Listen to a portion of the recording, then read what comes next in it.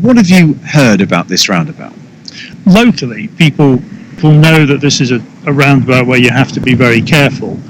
This is a major commuting link into Cambridge, and it's pretty busy considering we're in the middle of nowhere.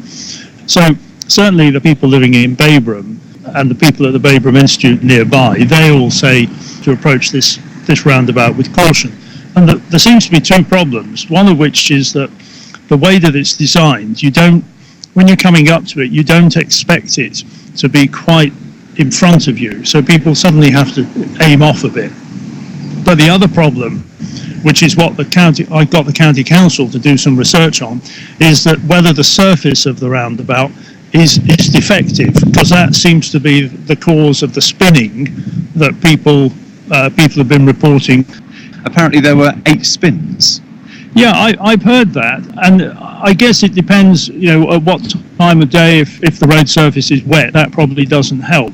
So about 6 months ago, after that report, and after the parish council was saying, look, we've got to do something here. So I said, got the county council to do some research, but they bounced the lasers off the surface of the road to see whether there's any problem with the texture of the road surface, or whether there are little sort of peaks and troughs in it that you can't actually see that would cause that spinning. Well, it's quite technical, and they're still working through it, and actually I wish they'd get on with it. And just looking at the roundabout myself, it does look like any other roundabout. It's a roundabout that sort of comes up at you fairly quickly, and I guess if you don't know it, that's the problem. Then suddenly you find yourself trying to adjust, and maybe if you're not a very experienced driver, then you might find yourself in difficulties. People need to drive carefully, but there's clearly something going on here, because you don't get spinning roundabouts everywhere else, and this seems to be a phenomenon. Now, you say, or we think that road markings may be improved. Do you think that's actually going to solve the problem?